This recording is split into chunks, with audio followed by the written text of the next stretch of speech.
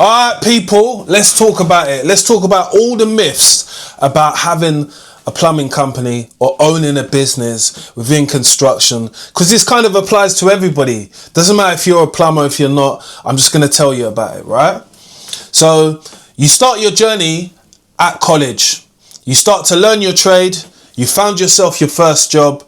You're excited, making 5 bills a week, money in your pocket. You feel good, feel like you're rich, but you feel like there's something more out there, which there is. There's a whole land of opportunities and green grass over that side. But how the hell are you going to get over there?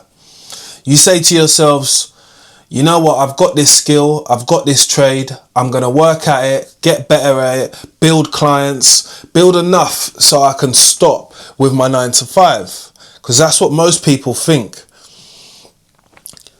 But what they don't tell you is that you need a bread and butter for times when things are not going the way you want it to go, which is the green grass on this side. You need something to fill your gap. Like, you need to say to yourself that I need at least 2 grand to 3 grand a month to just fill that gap. And everything on top of that is boosty bonus type of money. But wait, if you've decided, or you're saying to yourself, I'm going to go out there, get a van, get sign written on the side of it, you know, build my name up like how everybody else probably does, right? Well, I made a video talking about how much it does cost in actually breaking down having a company. And it's like the first £21,000 that you have to spend out, yeah? So that's 20k plus will be on a van, insurance, getting set up in the right way. Because no one's going to start operating from a van which they haven't got a sign posted, which they ain't going to start doing some stuff about, which they ain't going to start putting themselves out, PR about, marketing, putting themselves out there. Because that costs a lot on its own. I'm not going to discuss that, but I know that that's around 9-10 bags. You're 30 bags in already. 30 grand in. I know you don't understand the bag talk, but 30 grand in. So to make money and to pull back money so you can see your profit, so you can see what you've put in your 30 grand within 2 years, you got to be making roughly, it's about 4,170 or a bit higher to see that money back. And you're only taking a salary of 2,500, less than your 5 bills, innit? When you start to think about it, innit? Your 5 bills, you might get a little couple week. You don't have to put that much work in to get that. That's true.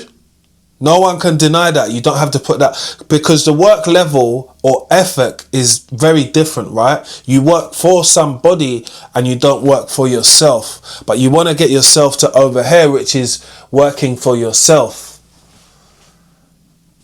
So it's a process what you have to build yourself up, because I've made a video before explaining that it's around 6 bags to like 15, I would say, in my head, with just equipment, what you need. And the equipment is non-negotiable if you're trying to go for every job, what you see, what fits your skill set, what you have done, what you know you can comfortably do. Someone asks you to change a stack, if somebody asks you to change a radiator, you can comfortably do that. Make sure you have the tools. Wet vac, towels, all of that stuff, hand tools, power tools. The list goes on. But I never tell people to be discouraged, you know, because there's so many different ways how to be successful out here while walking up the steps, doing it slowly.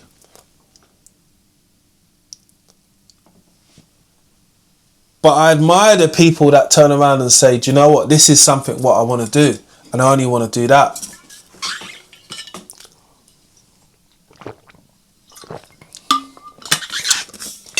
I got into the trade differently to other people, where my uncle is a contracts manager. My uncle is a plumbing lecturer. Both of my uncles are, not one. So I had a good way to get in either way. And I've stayed close to be able to learn stuff about the business, because they run businesses themselves, just like myself. But I don't run it on a level what they run it on. I don't have to front to the internet at any point.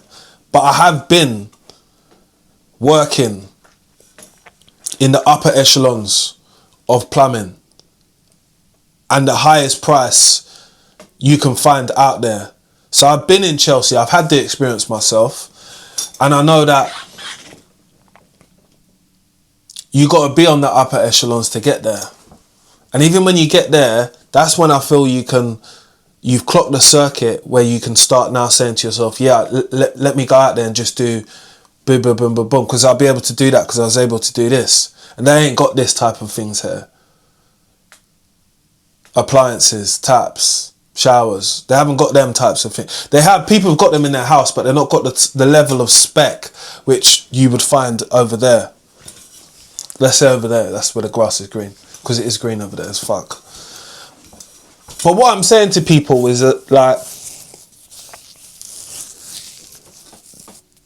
there's so much what you never learn at college. There's so much more than what you need to learn. And it will benefit you always to have friends within the trade. I've always had friends within the trade.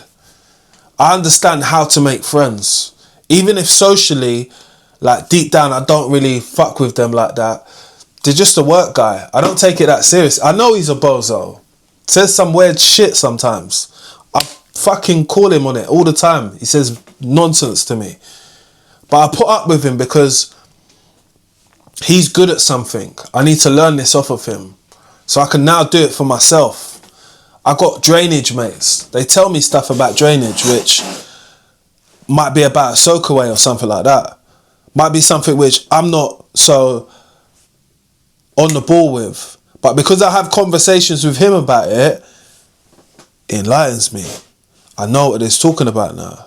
I know what to do because he's, do that. Right, okay. Same like with my electrician friends. I've got about 4 or 5 electrician friends, yeah? I ask them about stuff. I question them about things sometimes. And I do ask them what is the best. So when they tell me, I'm like, oh, okay, cool. I'll find out about this one then. And I can work off of that with everything else. And I feel that when people go out there, yeah, there's more than one job to do when you go to a property, right?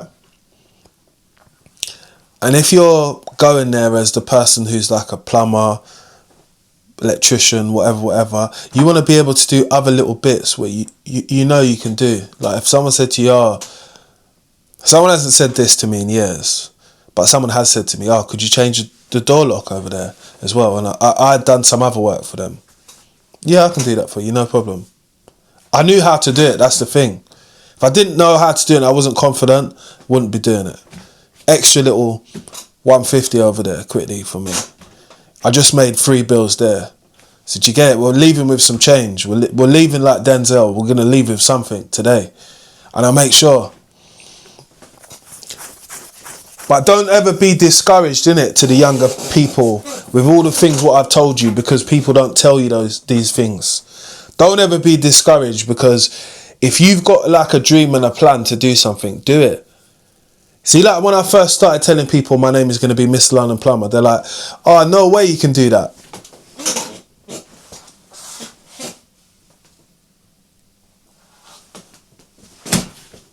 You see it? Do it. Get it done. Everyone wears Nike. Just do it.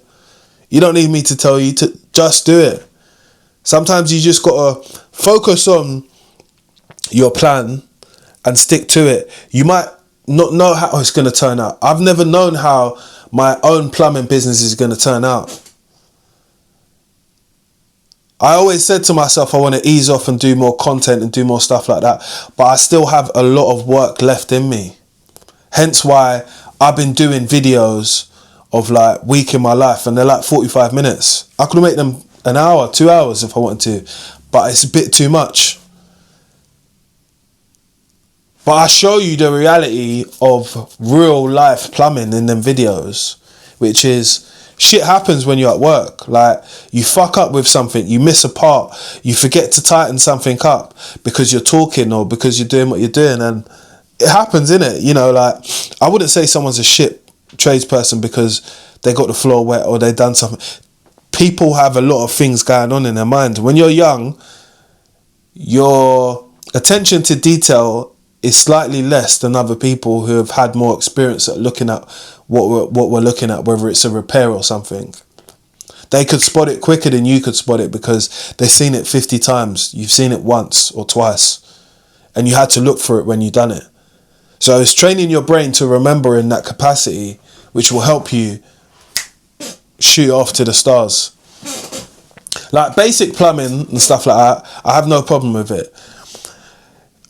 I have been on a few heating jobs, and I've thought, and we've changed boilers, we've changed systems as well. So we've changed an open vent system into a combi system, right?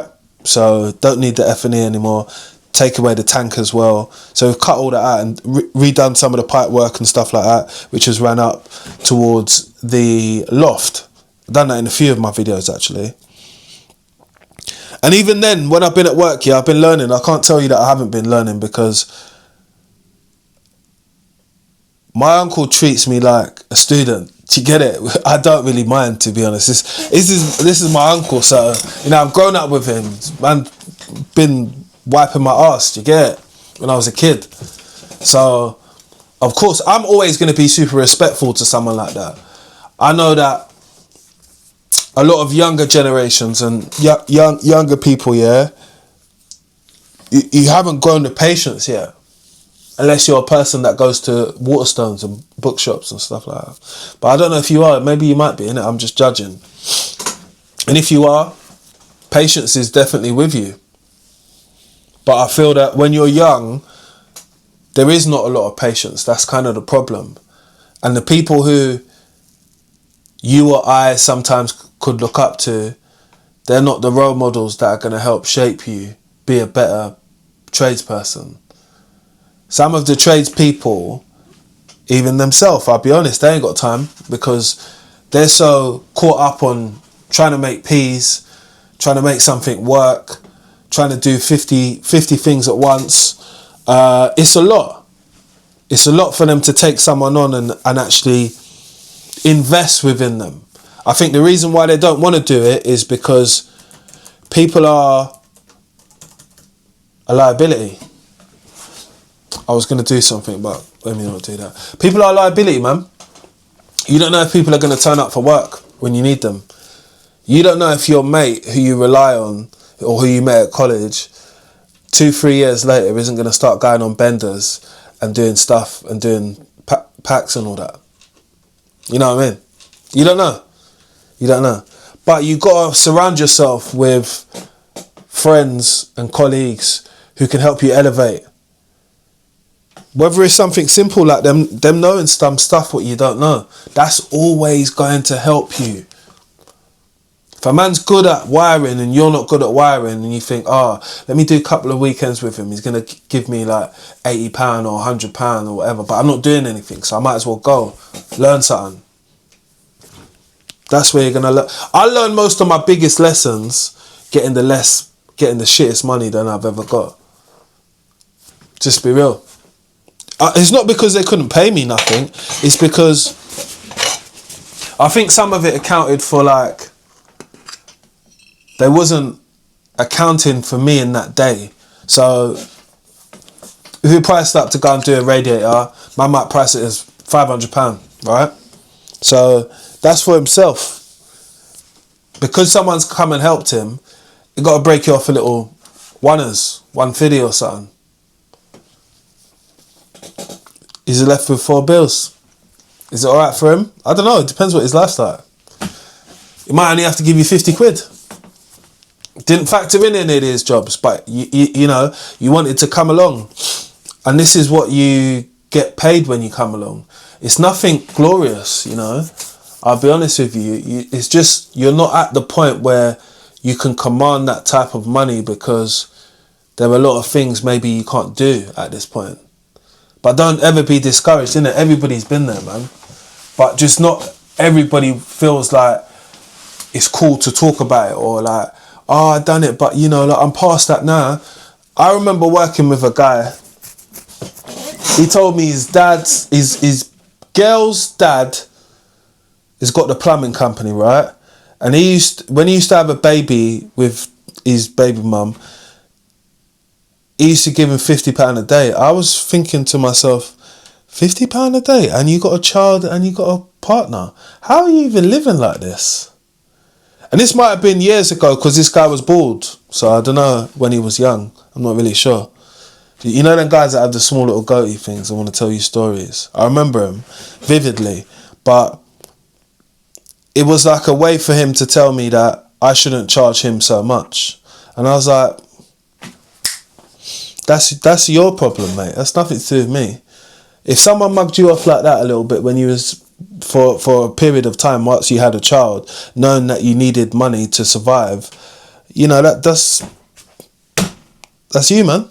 You know, but people will do that in this industry. People will use you to their benefit all the time. You know, as labour, as someone who can get on with a job, as someone who they can pay a little bit less than other people, because you don't ask for that little bit more. But this is part of the conversation where I speak about knowing your value. You know, if you look at most labourers, they can do stuff, but it's someone trusts them to do stuff. Because they've been there and they've seen it, they know how to do it. But if somebody trusts them to do it, you got to ask yourself, would you trust yourself as a new plumber wanting to put your mum's taps in but worried about flooding the place? And then after you do the job, you stand back and you look at it and say, would you paid yourself? Because now when you start looking at the time, it might have took you an hour. And what would you want paying for that? Like if you say it to yourself, it's more believable when you do stuff like that. Because thinking that you're going to get a going rate or the stuff what other people get, don't know about that, my boy, or my girl, my guy, I don't know. Because there's always people who need plumbers, carpenters, chippies, that's the same thing. But all of them, they're all needed all the time. But when people need you, they need you to come at their beck and their call. Sometimes they'll wait for you if you come recommended and you're at that level. But before, you need to be the first one through the door and the first one who looks like they're ready and they know what they're talking about. And some of that falls down to how I got that skill. Is I used to work in JD Sports when I was young, and I worked in retail as well. Like my sister used to be the manager of a contact lens, an opticians in Islington. So I used to interact with the public when I was young. I think I was about 17, 18. And I was getting over being shy of talking to people. And today I got a 20 quid tip for the level of hard work that I put in today. And it's appreciative from people, because at the end of the day, they're still going to pay money. They're still going to pay for the day anyway, what we've done. But for them to give that little extra, thank you, man. I'm standing there like that. Do you know what I mean? Yeah, but if you know, you know. But anyway, let's get back to what I'm saying. Growing my confidence within retail was something that I had to kind of put myself through, because it was to do with my own self-confidence. It was to do with like me thinking that it was normal for me to just be talking to strangers, because I don't come from that way of life. Like, I've got a lot of followers and people online that follow me, but I honestly don't talk to everybody. Like, people have messaged me before and said, oh, do you know this person? They follow you. Can you send them this message? I'm like, it's got nothing to do with me, pal. Can't do it. Phone won't let me. Sounds like a bozo move. I don't do it, you know. And some of the people I do talk to, I talk to them, you know, like, hi, how's it going? And I try and make myself approachable to those people who have met me in real life, because, you know, like, they were cool, man. So why would I not be cool, or why would I be weird with them later? It's just weird. But growing your confidence is a real thing when you're out there, because a perfect example is when I used to first do jobs, when I first got started, yeah. When I would want to tell the customer how much it was, I would like think about ways of how I could say it to them instead of just being upfront. But if I was upfront before I started, there was never going to be any debates about, I think £300 too much. I think £200 too much. And I wish I didn't do that, but I learned my own lesson. And I'm a man enough to tell you today that will become a problem if you don't address it from the beginning. So be upfront about your prices. That's one thing I definitely will say. And try to grow a level of confidence to be able to talk to people about their problems without a way like you're trying to sell people shit. Like, I'm a plumber, but I don't sell people, oh yeah, you need to get, if you don't get that done, you know, that's the rule 8195 and 6144. I don't do any of that. You know, if I see something and I see it's broken, I say to people, yeah, we could fix that for you if you want, but we couldn't do it right now because we've got other bookings, but give us a call. I do that, you know, and people do call as well. That's the mad thing. But you have to make yourself approachable to other people as well. That's a big thing. I feel that a lot of people feel that they are overts. Well, that means like you're into yourself and that type of shit. Yeah, like you're an overt person, like you don't really chat to a lot of people, you're not sociable and stuff like that. You got to snap out of that, because this is just an industry full of a lot of people. It's not a lot of people, it's only something like, what is it, something like 2 or 3 million people. But there's so much people that need you for different things. You know, I met an interior designer through my Instagram page. Really cool lady. She sent me like 2 or 3 jobs. Cool as shit. I thought to myself, why don't I just look for more interior designers? That way I'll make a bag of money, because they would need me for projects what they do. And it just led me onto a path of thinking about how I can get different jobs. When I was younger, I wasn't thinking like that. I thought Facebook, do videos, tell people about myself. I don't know, just a way to put myself out there. But that is called networking. And you got to do some form of networking if you've got a business. Because I'm a public business, like for the general public. So why am I not networking with the public so I can get more business?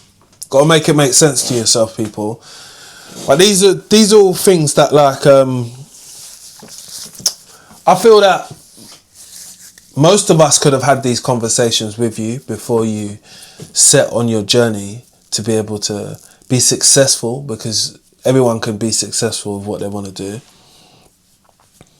And I just wanted to tell you some of my own personal thoughts. I might do a part 2 of this, depending on how this video gets viewed. But if you like it, subscribe. If you don't like it, still subscribe. Smash the bell, put your notifications on, and just give it a thumbs up. Or say something in the comment section, you want some more videos like this, and I'll do them. It's no problem. I do it for you guys. Yeah, that's it, man. I'm out.